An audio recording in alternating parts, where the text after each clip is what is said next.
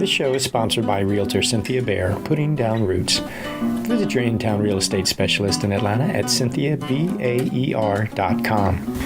And Wonder Shop, a co-working community and after-hours who knows what in Candler Park. Check us out at wondershopatl.com. You are now tuned in to the Good Gracious Show. Welcome.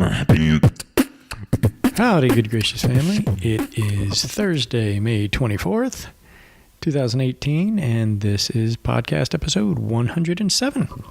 So glad you could join me today. And, it's getting towards summer here. It's the last week of school for a lot of the kids, mine most importantly, because it's all about me.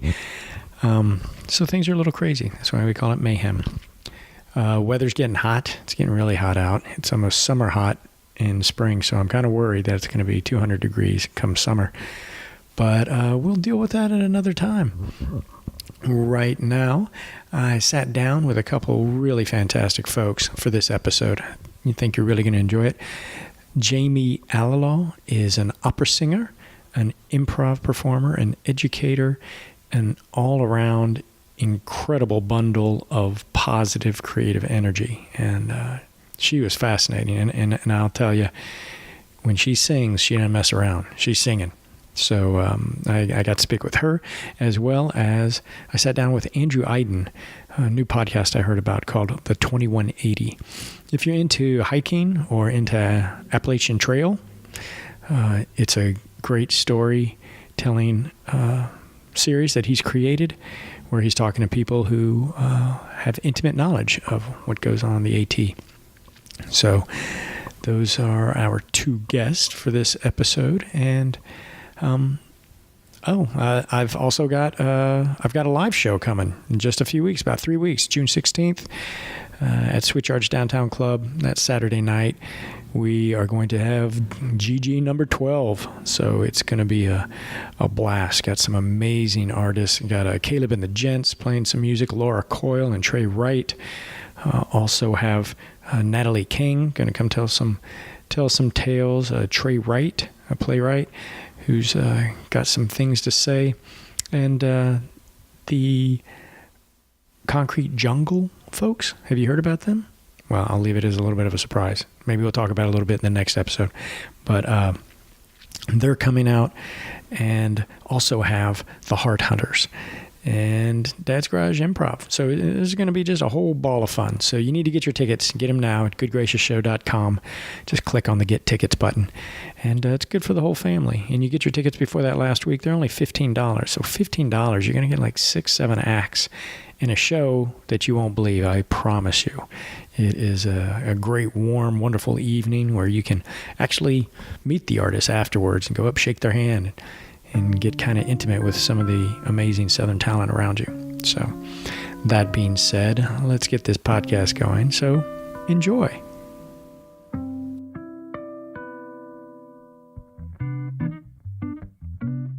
My name is Jayme Alilaw, and I am an opera singer, entrepreneur, music educator, and mother. Wow. And other things. I mean, you ended with mother, but we know mother's really at the beginning, well, right? I mean, that covers everything. Yeah. It dictates everything. That's true. It does. Well, how did you find your way into this musical world of opera and music education and things of that nature? Well, I've sung since I could make sound, and did choir all through school. And my college education was kind of a winding one.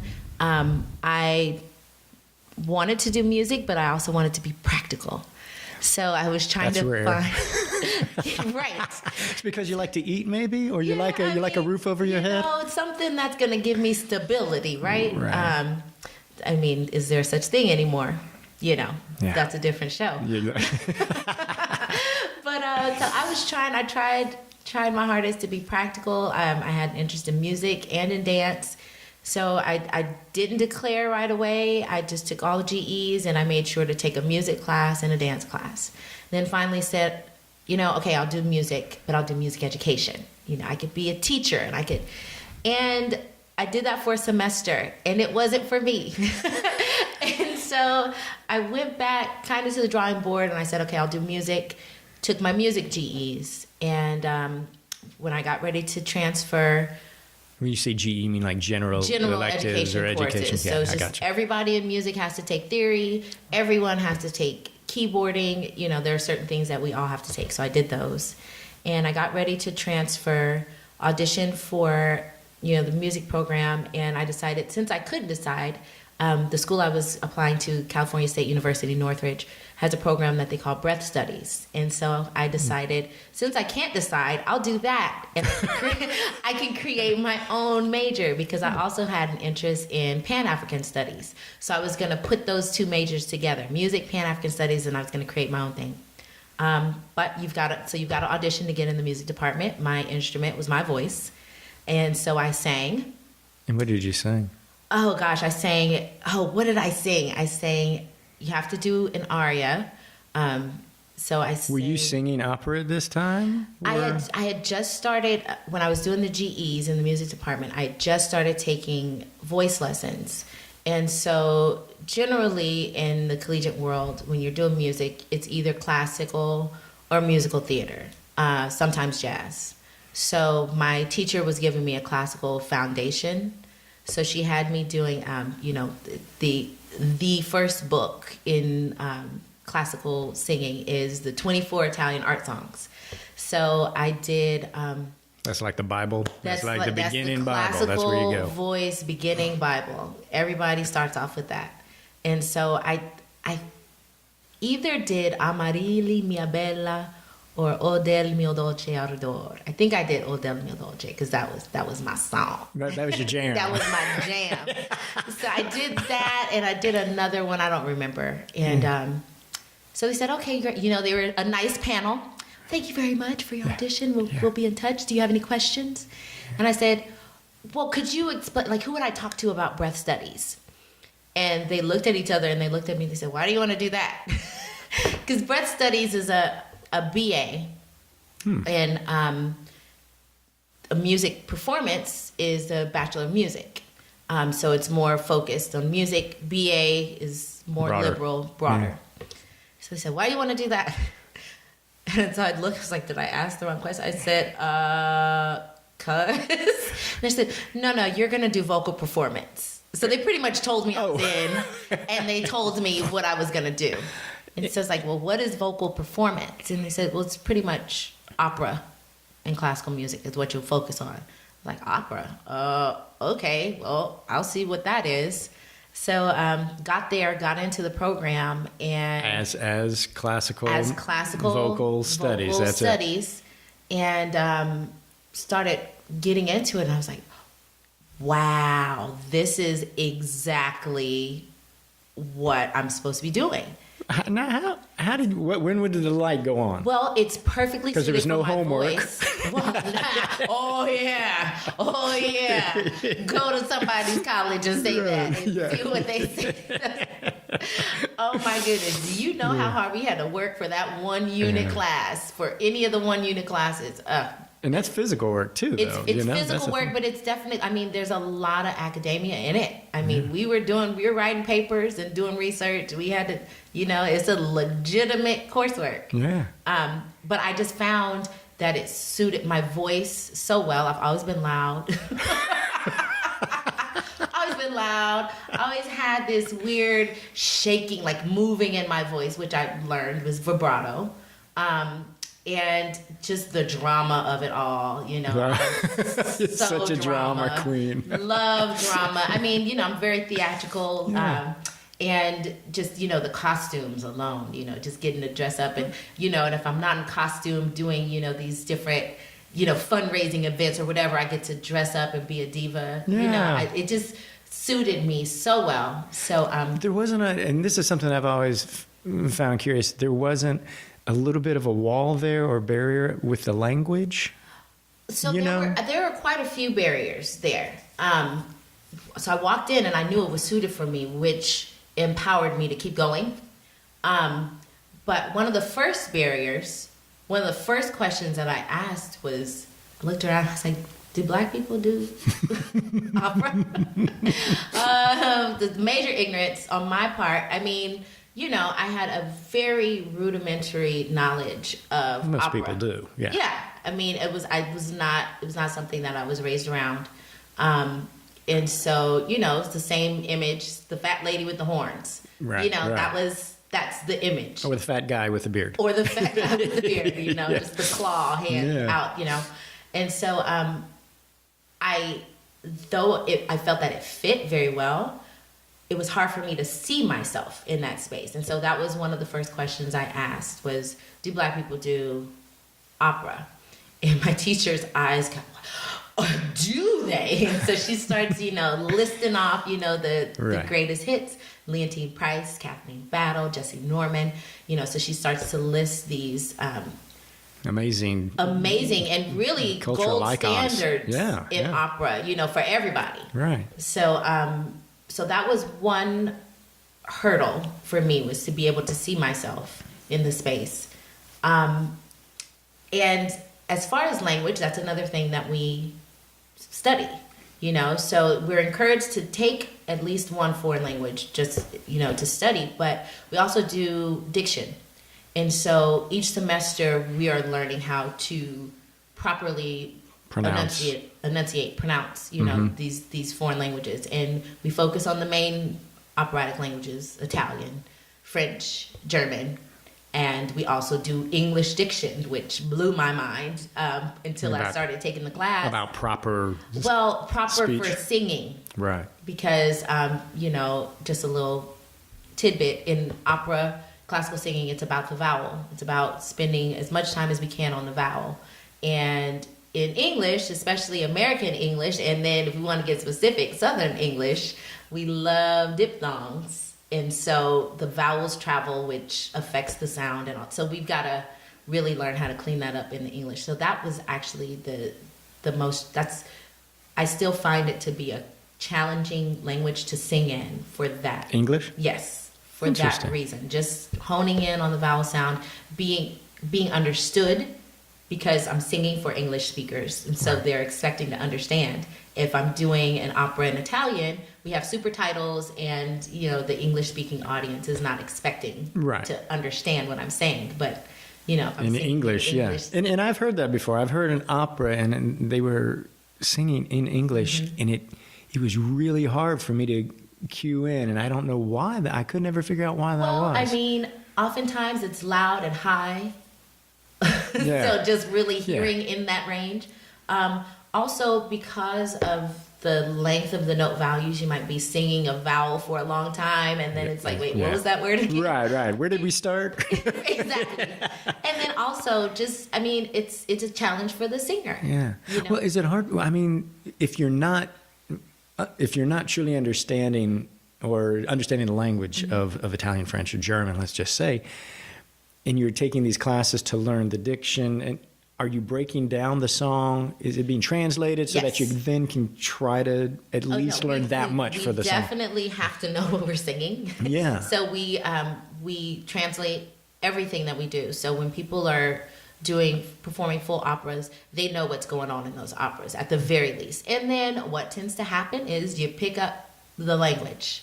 You know, Do you find yourself thinking in languages other than English at times? sometimes there are certain words that'll come up in a different language, and you know, just kind of translate them. I'm actually originally from Southern California, and being raised in Southern California, I was immersed a lot in the Spanish language, and so So the romances are there. they're kind there. of. Yeah. They're there. So so oftentimes, you know, there will be different words that come up, you know, that'll filter through, but not enough to grasp Yeah. any of them fluently Right. just yet. But that's a goal. Wow. So what was it? I mean, what did you feel? Was it just because of you felt the music fit your personality? Was that where the passion kind of started? That's where it was sparked. And did you know that you wanted to sing then, or did you just want to be in that world, you know, as an educator or in some other way? So I've always known that I'm a singer, which Well, you can Which sing is- one way or the other, no matter what else you do, right? You can be a singer. I have to sing. You got to get it I out. have to sing. I have to get it out, and which was the catalyst for my roundabout with my studies, because my belief that I could be stable as a singer wasn't there, but I just knew I had to sing. So that was never a question. The educator part was a surprise for me. Like I said, I went in trying to be practical, and just the degree program, it didn't work for me. It was not what I wanted to do. I am not a classroom educator. I always say that's not my ministry. Yeah. I see the teachers in the classroom and just the different levels of management. Yeah, the classroom And, management is the key. Yes. It doesn't matter what you're trying to teach if you can't keep the management. You gotta have that, and I do much better one-on-one or small groups, and so the education part of it was a surprise for me, because after that I was like, oh, I'm not a teacher. But fast forward, finished my bachelor's degree, finished my master's degree, and I gotta make money. Yeah. So I'm auditioning, I'm doing all the things you're supposed to do, and I'm getting a little traction. I'm winning competitions and getting heard, but I need a consistent. Well, there's only so many jobs, right? To some degree. To some degree. In the opera world, it's... that is true until you start making them. Yeah, well, I agree 100%. You Yep. make your own path. That's You right. do. But, out of college, I said, I gotta do something to make money. But I had determined, I spent all this good time and all this good money getting these music degrees. I'm finna use this music knowledge that I have. And so that's really what took me into teaching. And I'm the type of person, whenever I learn something, I want to share it with people, to give it away, and then also to ground it more in myself. So I started teaching private lessons, and with that, people, Were those lessons in opera or in voice in general? They were in beginning piano. Oh, because you... And that's, really beginning to intermediate is, because in the degree program, you have to study it. Yeah. And that was where the demand was. Yeah. It's all those young kids. Those young kids. And, and it's a great foundational instrument. Mm-hmm. Starting off, I actually wouldn't teach voice to younger students because there are some other developmental things there. I changed that, but I encourage all of my students who want to sing to start with piano.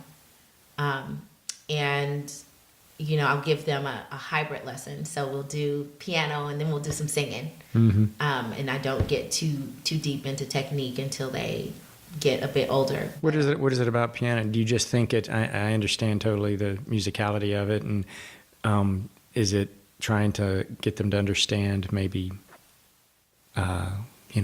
notes and how everything plays together? It is. It's just it's a musical foundation.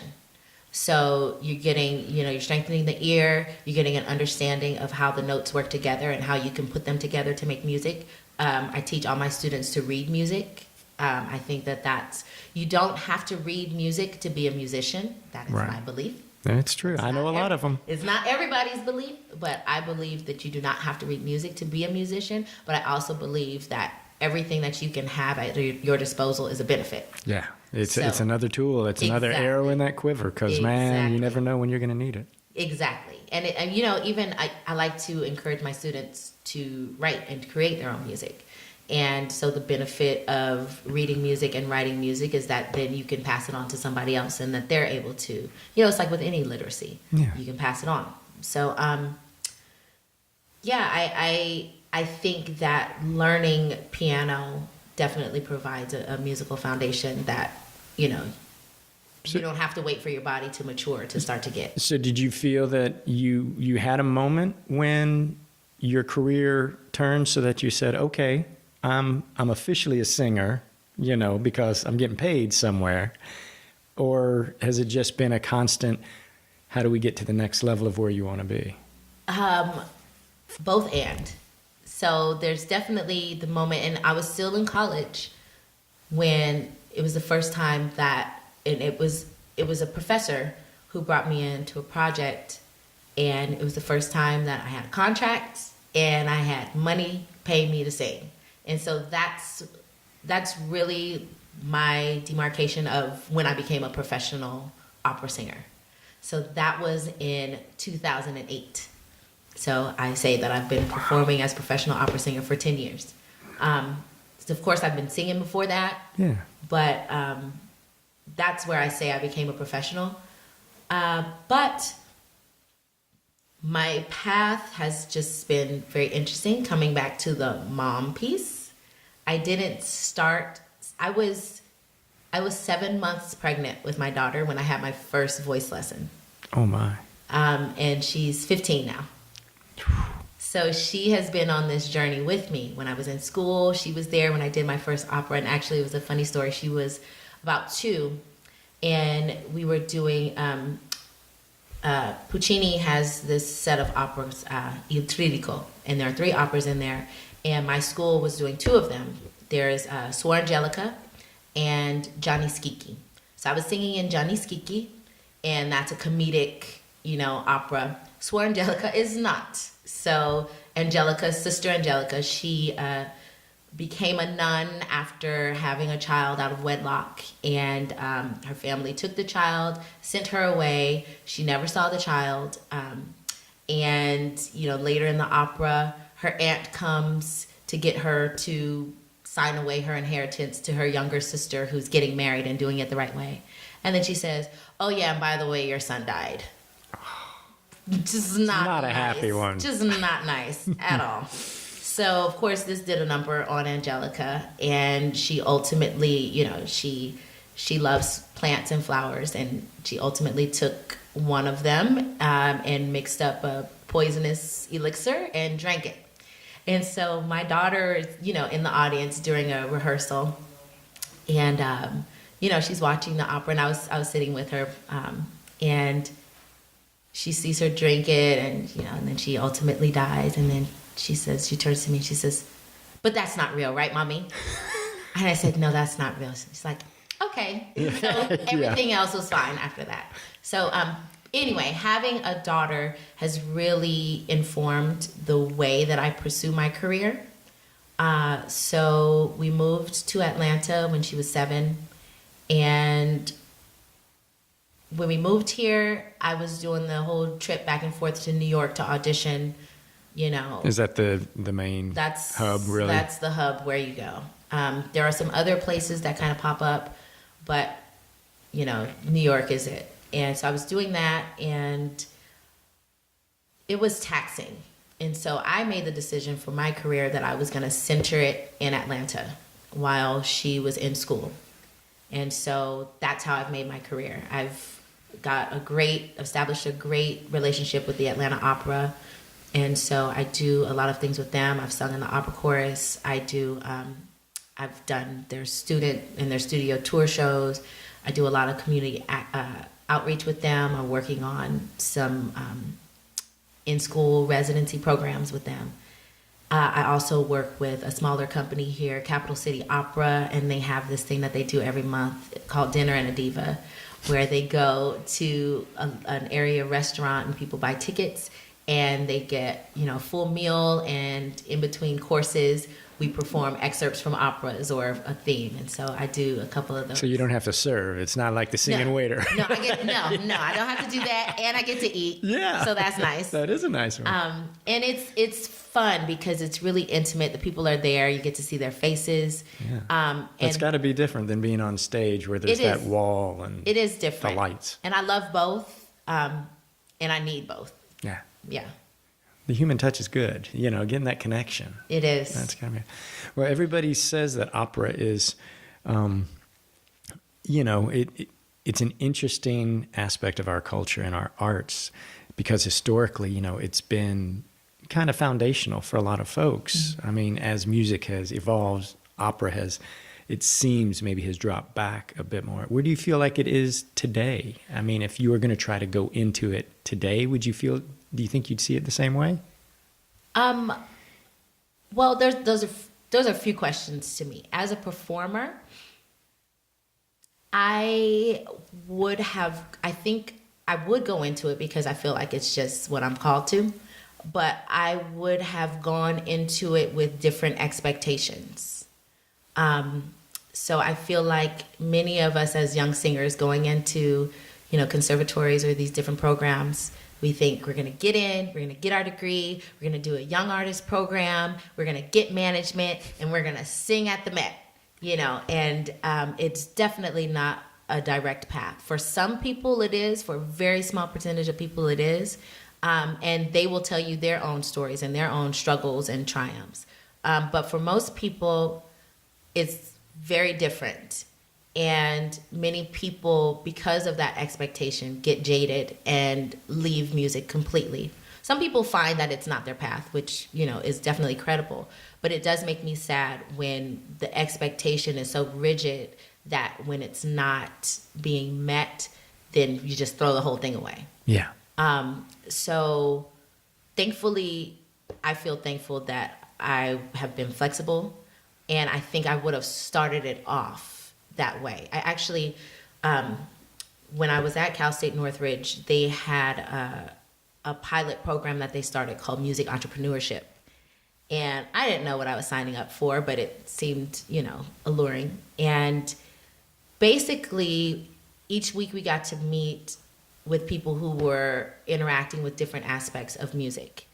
And like promoters, managers, business people, tax people, lawyers. And the cool thing about the Cal State Northridge program was that they had a, what do they call that program? I forget. Like recorded music program or something. Basically, it was for pop musicians. Right. To get all the basics to go out and enter the world and make music. Right. But in that realm, because like I said, typically it was classical or jazz or musical theater. Well, because you don't have a whole lot of venues where folks are, they're not going to the Earl to hear an opera singer usually. It's morely it's a theater or symphony is how that's based. Right. So this class, we had, all of these different music students in there.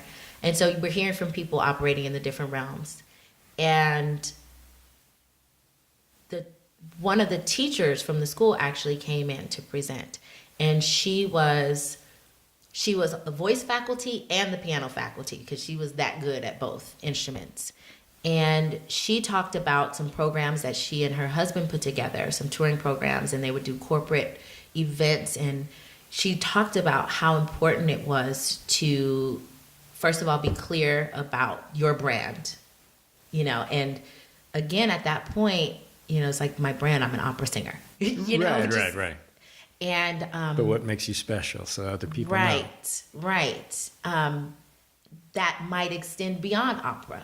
And so I think I would have started off really considering who I am as a performer and then let the genre mold around that rather than trying to fit into the lyric soprano that I'm supposed to be. Yeah.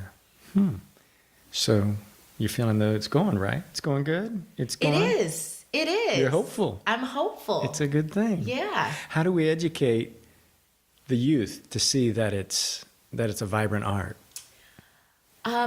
It's so hard with it in education these days to get even music into the schools. I just wonder. Well, another part of the question that you asked before was just kind of feeling like it might not be progressing. As one who is immersed in the art, I know that it is progressing. And so I think it is a matter of putting that on the forefront.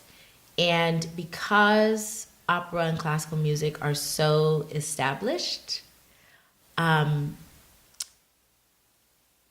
old habits are hard to break.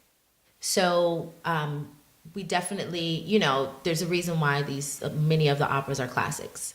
And so we go to what we know. And so that's what we're seeing oftentimes. But one of the moves that you're starting to see is you're starting to see the integration of more newer compositions. So I think space for these new works that are coming out, because, just like with the operas that are now our classics, they were relevant at their time. So I think that we have to allow space for the new voices that are speaking directly to the time. And I do think it's also about being intentional with engaging with youth and with the community. And different organizations are finding ways to not even just youth as in kids, but youth as in young adults. Oh, yeah. Because They're the main consumers of music. Exactly. And, my mindset before I started performing opera was that ain't got nothing to do with me. Right. So we have to, like I said, my first hurdle was being able to see myself. And so that's a passion for me as a performer, is allowing for space for non-traditional opera audiences to see themselves in opera and in classical music. So programming, coming out of the opera, the quote unquote opera house, into unconventional spaces. There's an organization called Opera on Tap, and they go around to different bars and they'll set up, and you've got opera singers singing over beer. Yeah. And it often catches people off guard, like, whoa, because it's like you've got this thing that's perceived as this classy. Right. It's for your parents or your grandparents. You have to be dressed. And you got to dress up, and all of that. And so you've got these opera singers in jeans, and they're young. Right.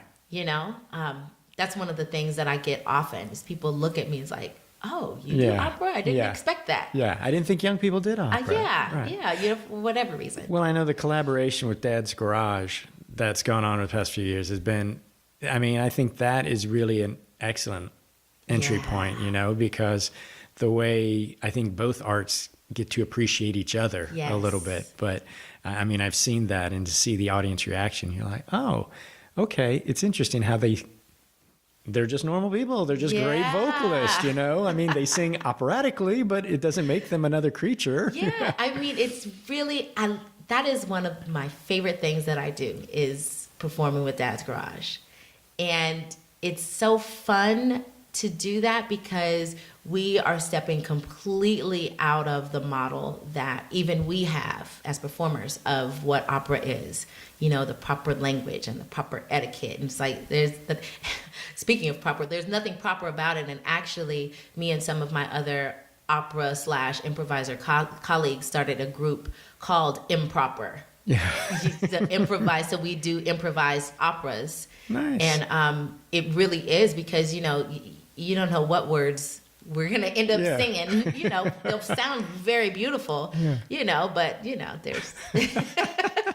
Well, if somebody wanted to listen to something you feel is maybe more of the times, or ever a younger composer or something, what do you think might inspire, like, your daughter, or, if you had to give them a taste? Is there anything? That is a good question. Well, because you're kind of stuck in some of the classics that you probably love, but...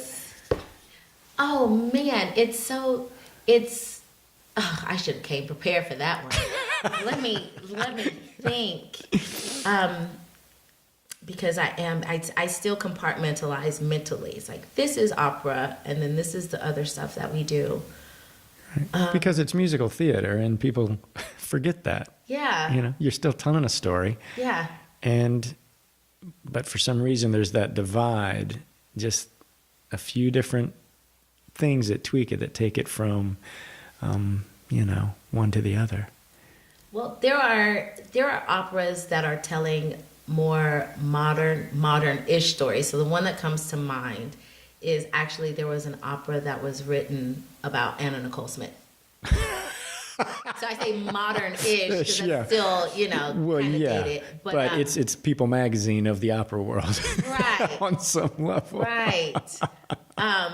And, oh gosh, there are operas about Duke Ellington. So again, it's still not, and the challenge, right, is because there are composers who are definitely writing stuff even today, right? But how do we get a hold on them? Yeah. There's a process that it all goes through before we, even as performers, are aware of them. So I have a really great friend and colleague who is a wonderful composer. And so I get to perform her work. Her name is Brittany Boykin, B.E. Boykin, shout out. But she and I do a lot of programs together. And so I get to perform her work fresh off the presses. That's kind of nice. That's cool. It's because I have a relationship with her, and she's, and I've gotten to see the process that it takes to go from her head to paper to then publishing it and putting it out. The works that I perform with her now, we've been, I've been aware of them for about a year and a half, and she's hoping that they will be published this month. Right. So it is a process. And then I have another composer friend who, Black Panther came out, and when I saw it the first time, I went on Facebook and I said, okay, somebody who's writing the opera. And my friend said, Yeah. And he went to see it. He said, okay, I got some ideas. And so he's, working on, he's got about 80 minutes worth of music now that's been inspired by, Nice. the movie Black Panther. And he's doing a lot of work on that. And I've gotten to hear, drafts of it. How long it takes for this to become something, I don't know. Well, and then isn't there also kind of the challenge? I don't know if it's the same as in the general musical theater world, but, the timetable people don't think about. You could write something that is just outstanding and the world would never want to miss it, but you've got theaters and performance spaces that are already booked for the next 18 months. Oh, yeah, and, definitely. Many opera companies are casting, 1, 2, 3 years out. Yeah. So they've got to know what they've got coming up. Now, I know that I cannot pretend to speak on knowing the logistics of how things are chosen or anything, but I know that the Atlanta Opera has started a program called the Discovery Series, where they give space for chamber, smaller operas and newer works. And so... is a chamber opera something different from a chamber opera? We call it chamber opera because it's smaller. So you've got smaller orchestration, and it typically requires a smaller cast. So it's easier and less expensive to knock it out. Yes, and it can be more mobile. I know they've performed at Paris en Pance. Okay. It's like Opera Ninjas. That's what we're talking about. Ninjas. I think that's your new name, man, right there. You can have that. That's my gift to you. Thank you. Very generous. I'll help you. I'm going to have to find some place for that. Yeah. That is something. I think somebody would come out to hear some Opera Ninjas. Oh, yeah.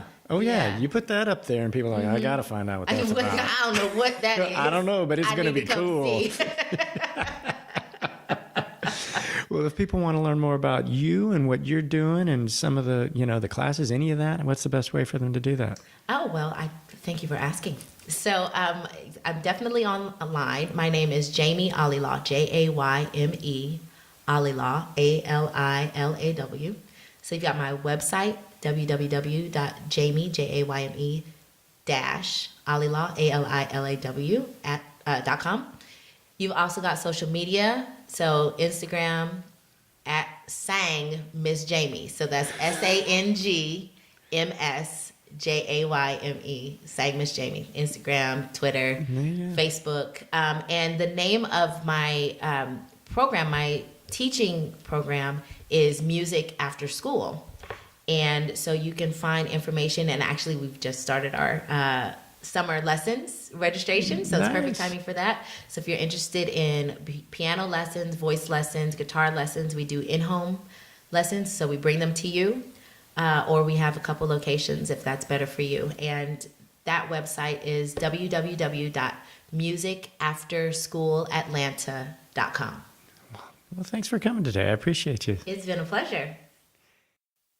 So the aria that I'm going to sing comes from the opera Voodoo, written by H.L. Freeman.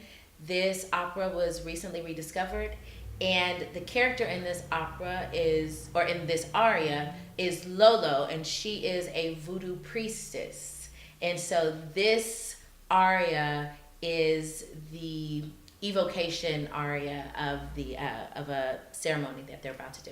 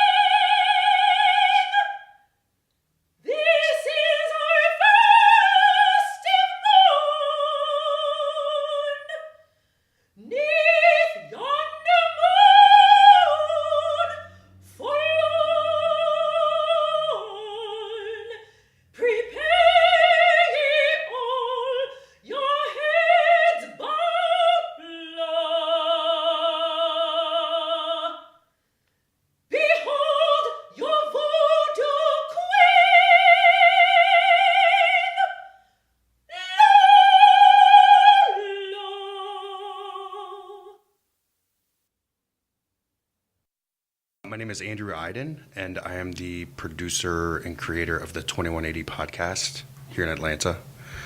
It is essentially a storytelling series about people who have thru-hiked the Appalachian Trail or in some manner in their life made hiking the AT kind of like a central focus, be it a thru hike, which is a start to finish, be it a section hike, which is doing the whole thing over the course of a few years, be it, some people I've spoken to tried it, failed. Realized it wasn't for them. Or they realized it was for them, but they failed miserably, and it's been eating at them for years that they never were able to finish it. So it's their white whale. Right, exactly. So that is me. That's the project that I am currently kind of is the focus. You're obsessed with. Yeah. Let's be honest. It's passion. Yeah, absolutely. Well, did this passion come from you actually hiking or doing a thru hike, or just always loving the concept? Well, so a little bit of the backstory is that I'm from a small town in Virginia called Front Royal, Virginia, which is for those who are knowledgeable and kind of familiar with the Appalachian Trail. It's one of those trail towns, which the AT kind of snakes through a million of those towns, but Front Royal is one of them, and it's the basically the front door of Shenandoah National Park. And so growing up, driving to school every day, I would drive by Shenandoah National Park. I used to go up there with friends and family. And so I've never hiked the AT. I don't necessarily have plans to, but the idea of people doing that was always something that was really interesting to me.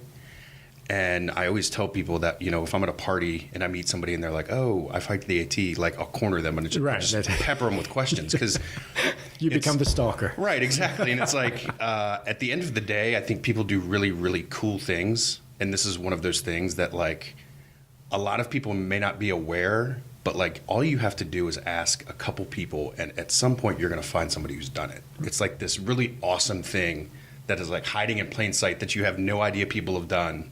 And so what's interesting is that I actually had somebody say to me the other week, he said that the hike is the same for everyone, but the experience is vastly different.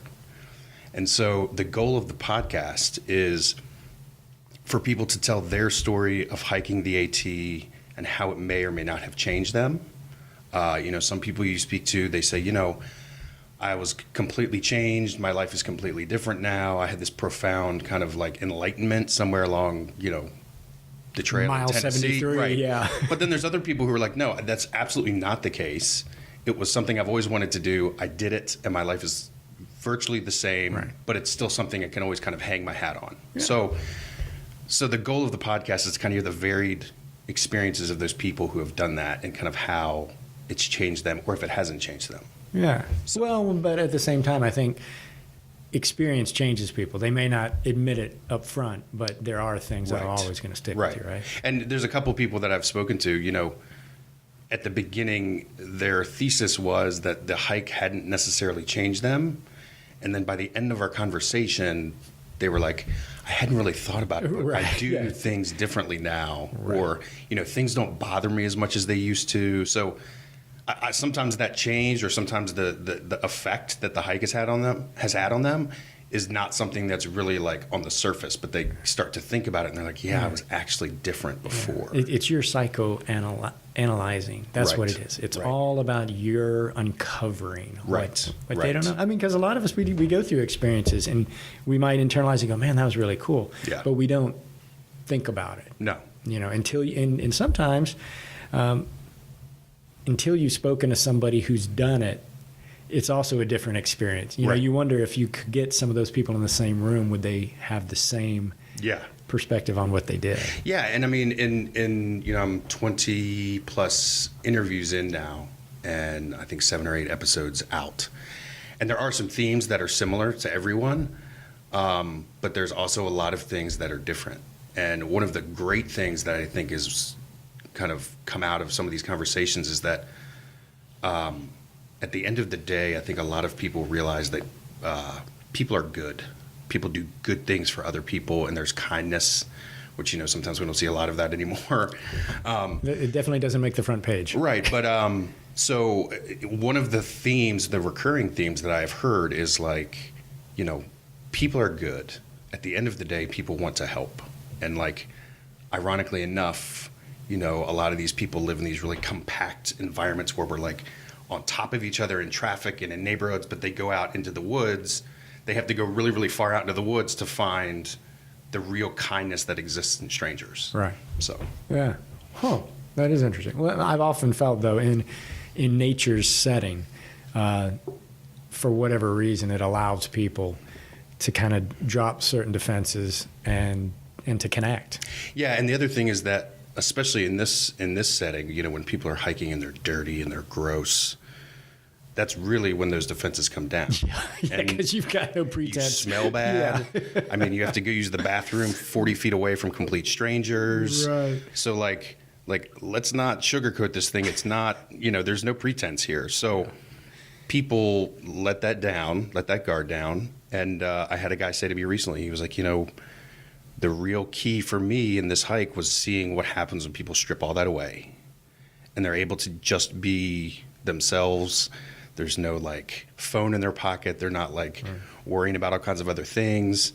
And so hiking in general is about like finding the purity in all that when people are just, interacting at the most basic level. Yeah. So it's been interesting. And I'm guessing the title somewhat elusive for many. Yes. So I chose the title. I had kind of hemmed and hawed about what to call the podcast. And so over the course of the last 70 years, and I guess I should mention, so the podcast is 7 episodes in. We are pushing towards 70, and the significance of 70 is that this is the 70th anniversary of the first ever through hike. That's been recorded. Right, which was done by a guy named Earl Schaefer, who came back from World War II and kind of just decided to do it, as he says, to walk off the war.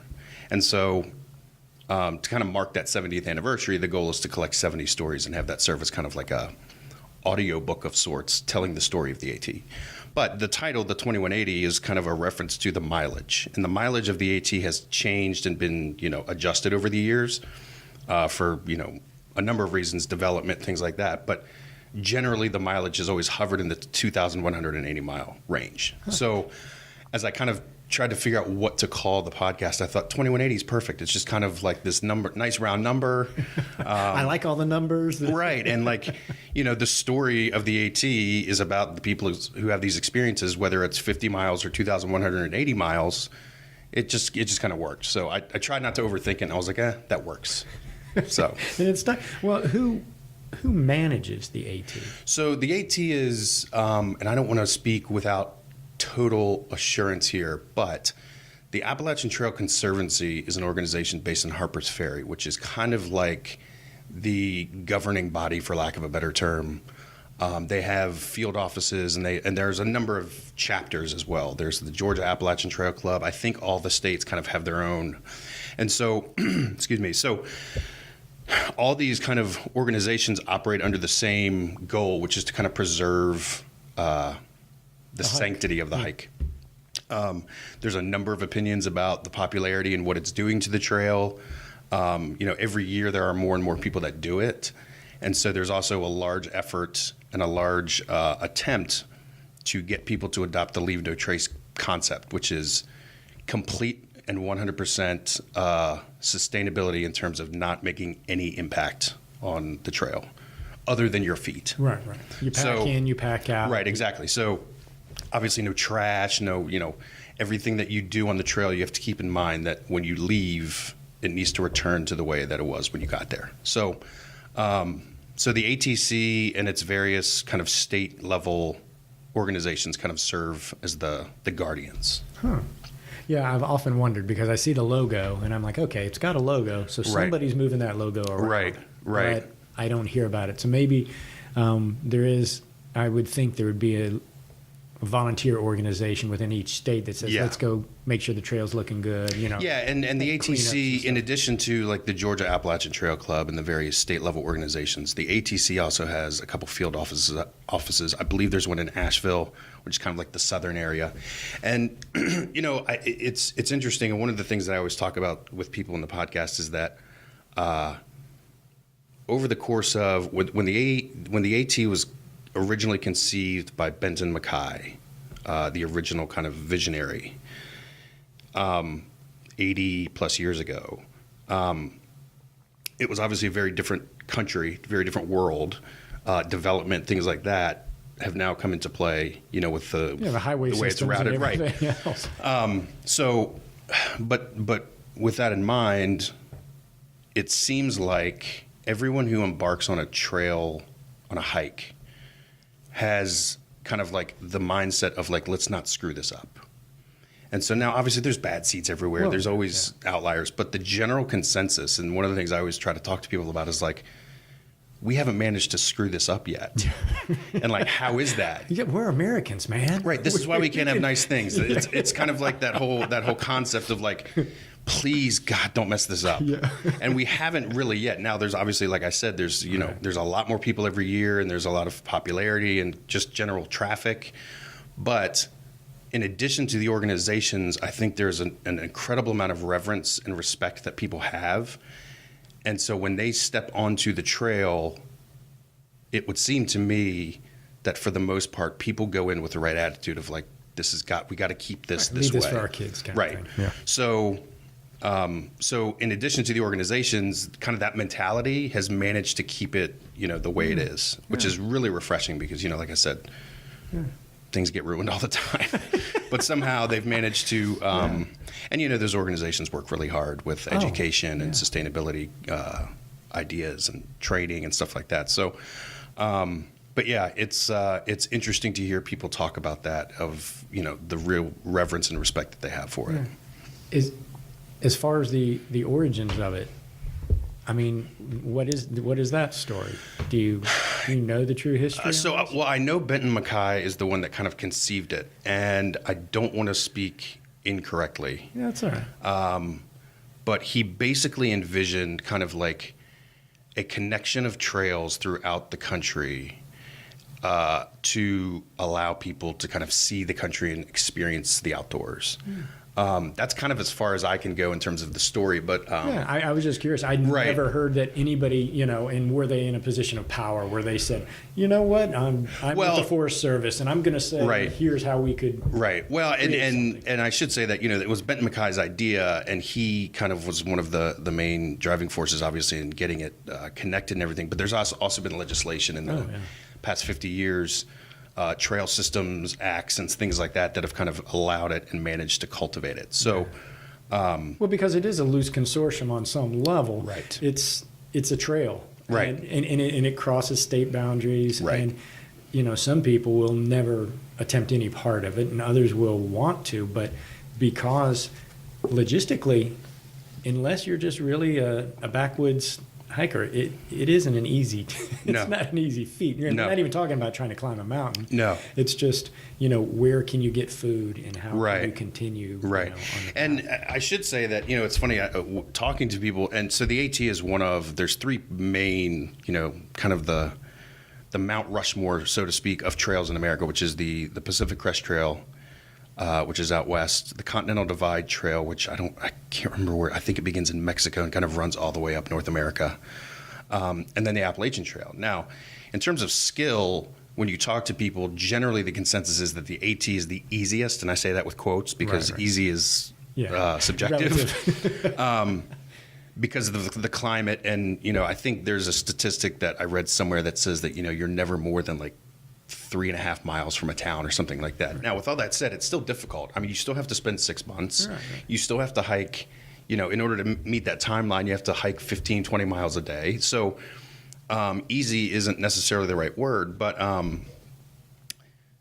it's difficult. And so a lot of the logistics and things have gotten easier in terms of being able to plan, with resupply, and the connectivity of people is a lot different now than it was 25 years ago, even 15, 10 years ago.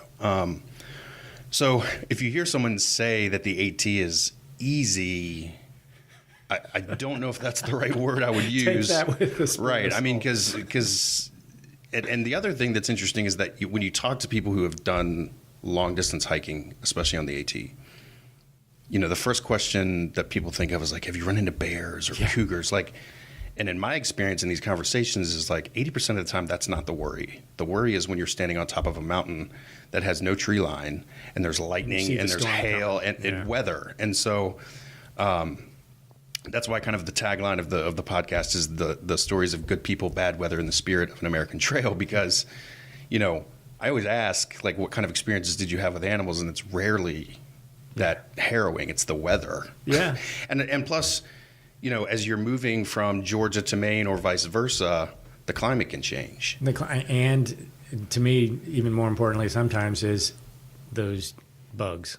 Yeah, well, and You know, and you know different breeds the of things bugs that I that have you learned, find. the things that I have learned about the trail that I never knew. I mean, if you've ever been to Maine and experienced black flies, I have not. Yeah. But they sound like the most vile things on earth. I mean, they're like the 3 times the size of mosquitoes. They follow you. They will not leave you alone. They will literally feed on you for days. I'm just. Yeah. My skin. And then, you know, there's people and I never knew this either, but the climate in Maine, on top of the White Mountain Range, one of the highest wind speeds in North American history was taken on top of Mount Washington. I believe it was Mount Washington. And the only reason they weren't able to get an accurate reading is because at like 200 miles an hour, it broke the wind meter. So, like, I never really thought about these kinds of extreme things in Maine, but like, that's why a lot of people who go southbound, they want to start in the north and get that horrible weather out of the way. Yeah. Because there's a general consensus that if you're going north to south or south to north, it's only going to get harder. Well, it's uphill. Right. Right. It's only going to get harder. So, you know, why would you want to spend your last month of a 6-month journey climbing these mountains, dealing with the black flies, the horrible wind, the horrible hail? So, yeah, I'm learning all kinds of interesting things about this part of America that I'd never really heard about before. So, it's an interesting experience people have. Well, and I think that's been one of my takeaways in life is that seldom do we really understand our own country. We call ourselves Americans, and we are, but often it's a very small circle that you draw around what that means. And even for here, I took my family down to Florida one summer, and we literally drove the coastline of Florida. I thought, you know, there's a lot there, and I was just blown away. Yeah. Just by how different topography, how different beaches were, everything, including the people. Yeah. So it's very, very enlightening. But when you start crossing weather lines and things of that nature, you get a totally different perspective on what it means to be in America. Right. And, you know, I'd be remiss if I didn't mention that the other thing that people talk about, and one of the, you know, going into this project, I had in my head that hiking the AT was a lot about solidarity, or not solidarity, but solitude, and like inner reflection. But because of the popularity of the AT, you know, everyone I've talked to is like, no, it's not really that way at all. It's an incredibly social experience. And so what people find is that they go into the woods and they're incredibly social. There's, you know, they call it the bubble, which is hiking season is generally early May, late March. And that's when, you know, a large portion of the people that do it start. So this bubble of people kind of starts to move from the south to the north because that's generally the way people do it. And so some people wind up hiking with large groups every single day. And so, but what they find is that it fosters this community that they've never really experienced before. And, you know, for those that aren't aware, like when you go onto the trail, my name is Andrew, but when I go on the trail, that's not going to be my name for long because everyone adopts a hiker name. And so, and hiker names come in all shapes and sizes, and it's generally one of those things that like something completely serendipitous happens, and they just go, that's your name. Yeah. And from then on, that's like your being name. a Native American. You know? I mean, so people almost kind of trade this identity when they go onto the trail. And it's interesting because I think for a lot of people, it's like, this is actually my real identity because I'm being me as pure as I can possibly be. Right, because I'm stripped down and I'm smelly and I have to survive. And so a lot of people go to the trail and wind up having this incredibly social experience and like having friends for life. And, you know, everyone I've talked to is like, man, I've got so many friends now that I haven't talked to in a long time, but like we trade emails, and it's like we sign it, whatever the nickname is, Pine Bark or something. Yeah. So, and it's funny because one of the things that I thought about when I started started this podcast is that I wanted it to be for people who have always kind of had this notion of doing a thru hike or spending more time outside. And I kind of envision, like a guy who works at a bank who's afraid to tell everybody that he wants to just leave his job and walk into the woods. Because I think there was a period where that was almost kind of like frowned upon. But I think now we are in a place in society where it's actually, quite envious. And so I've talked to a couple of people who quit their job, and it's like, at one point, if I'd have done this, people would have laughed at me and thought I was nuts. But and now they're jealous. And now they're like, Other oh people man, are I wish like- I could do that. And it's just taking the leap. In fact, the first guy that I spoke to, his name was Richard Judy, and he's a great storyteller. And he hiked the AT in 1975 or 6, I believe. And he told a story about he was sitting on a ledge in Shenandoah National Park, and a guy came up to him and said, "So you're hiking this whole thing from start to finish?" Richard said, "Yeah." And he said, "Man, I wish I could do that." And Richard said he looked him in the eye, and he was like, "You can do that." And the guy said, "No, you don't really understand. I can't. I don't have I'm not going to be able to." And Richard said that was one of the real profound experiences on his hike, because he was like, I realized that I was doing something that I don't think everybody feels like they can do.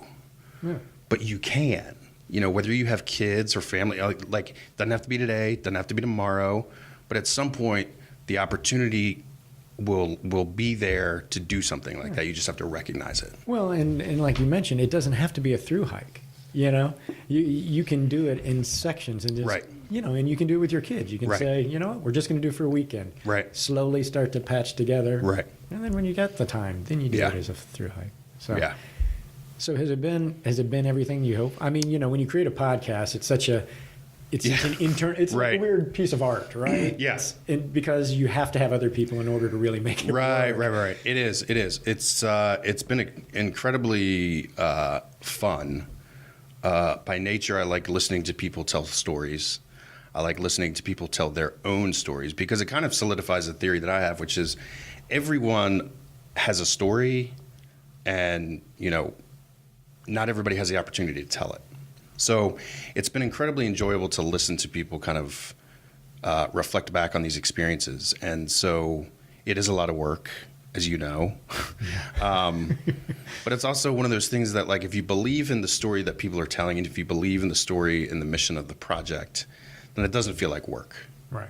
I obviously have a regular day job, and I've managed to kind of weave this in and out of that and do both at the same time. My wife is incredibly kind and patient with me. Most podcasts. Yeah, because Saturdays and Sundays, I'm like, hey, I got to. Equipment malfunction. Right. So yeah, it's been a lot of fun, and I'm learning about just like kind of the strategy and the back end of like how to do it, where to put it, how to reach people. But I should say that one of the things that I knew from the start when I started was that I didn't want to do necessarily like a Q&A format. There's a million of those, and those are all Not like me. Well, but you didn't want to be as pedestrian as I am. I understand it. That's not what I mean at all. Like in terms of, especially in this format, and this particular storytelling, space, I didn't want to like hinder people's ability to tell their story. So I knew from the beginning I wanted to do kind of like a first-person narrative, kind of like a diary of sorts. Right, style. So that's also been challenging. I mean, talking to people and then weaving their stories can be challenging. But the other thing I found is that, especially with something like this, with hiking, people are incredibly passionate about it. So their ability to tell the story about it is not necessarily that difficult. Weaving it in and out into a thread is not that difficult. But that's not to say everything works. But I knew from the beginning that's kind of the approach I wanted to take, because I feel like, especially with a podcast, it's an incredibly intimate medium. Yeah, you're entering somebody's ear holes. Right, you're in someone's ear, and I thought it kind of is it's a perfect parallel for people telling their story of hiking the AT. So I knew going in that was the strategy and kind of the way I wanted to do it. So, plus I hate the sound of my own voice. So when I hear this, I will probably be shuddering at the sound of it. But so yeah, it's been incredibly enjoyable. I've actually become kind of like a hoarder of sorts. I was gonna say, you become a little of obsessed. like, I want to hear people tell their stories, and now I've got these ideas of like not hiking stories, but like Other stories. just other things. And I'm like, even if the stories never see or are played for anybody, it's like they just need to be collected on a hard drive or on something. So Alan Lomax just kind of exactly. Nobody knew about me. Right, exactly. They find all these. Yeah, files exactly. that Like, oh tell my the God, this is story of great. humanity. So it's actually become kind of like a legacy project of sorts of like, even if this is never, heard by 25,000 people, that's fine. Yeah. It's something that, at some point matters. you can look at and be like, that's a pretty cool Yeah. It's concept. your own hike. Right. I mean, right. literally, you're putting it together every day. Right. So Is there? Do you find a limit to finding new voices and new stories? no, not in fact. Because everybody just kind of tells you, "Hey, you that's need to call." exactly it. It's So jumping from when one I to the other. started, 70 is an ambitious number, but I'm pretty much married to it. And part of my idea when it started was like, okay, all I need to do is I need to find like 20. And then I would imagine, because people are passionate about this kind of thing, They'll tell two friends. they'll tell two friends, or hey, let me put you in touch with so and so and so and so because they'd be great for this too. And that's exactly what's happened. So I am still in a phase of like looking for people on my own. But I mean, if anyone listening to this has hiked the AT, be it the whole thing, be it 20 miles of the thing, but it's become kind of like a central focus.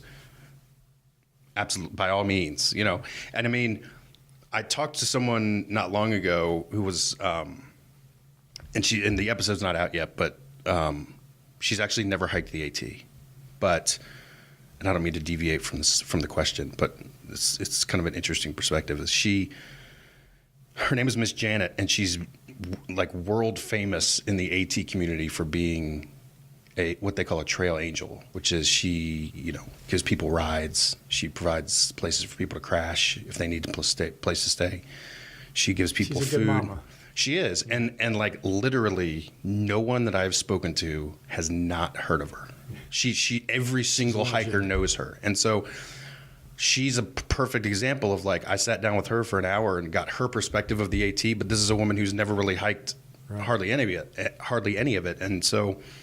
But she so strongly believes in what it provides for people that she wants to serve as like a support for that. And so she, for 6 months, and I'm still not sure how she does it, but for 6 months she's driving between Georgia and Maine, shuttling people from point A to point B, having them stay at her house. She's meeting people in. So she's kind of like this linchpin of this network that none of us are even aware exists. And so, The Underground Railroad. I buffed it. yeah, it's interesting. It's really interesting. So, Well, good. So you got a lot more stories to tell then.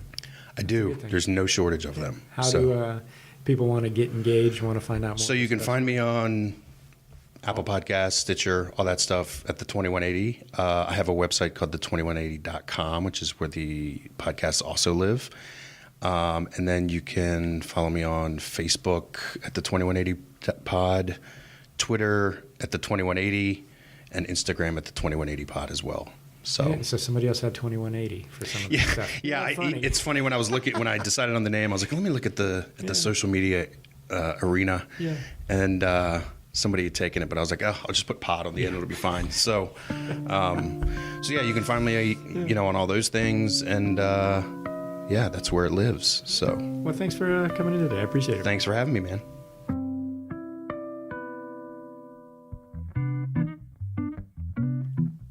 Well, that's it for another Good Gracious Show podcast. I hope you enjoyed it. I got to tell you, when Jayme said she was going to sing for me, I was very excited. In the space here I use at Wonder Shop, it's a warm room. It's got 12-foot ceilings though, and it's just an open rectangle for the most part. And she said, you don't have to put a mic right on me. And I'm like, oh, okay, yeah, no problem. And when she sang, it literally shook my whole body. I immediately felt like a kid who had set off a firecracker in school. And I was just looking around going, oh my gosh, am I waking babies? What's going on? Because her voice is so incredibly powerful and just so beautiful. So I highly recommend checking her out, going to see her, going to see opera in general, and just learning. So if you want to catch any of these other episodes, you can find them all on our website, goodgracioushow.com. You can stream them there. You don't have to download them or anything. Obviously, we're on iTunes, Stitcher, Google Play, all those things, where you can sign up for it so that it gets downloaded to your computer, your iPod, however you do those things, your phone. And you can just take it with you. So please visit Facebook. Love to hear what you think about the show, the podcast. And be friends there. We're on Twitter at GG Show Atlanta, Instagram, Good Gracious Show as well. So be a good neighbor, hug somebody, and we'll see you next week.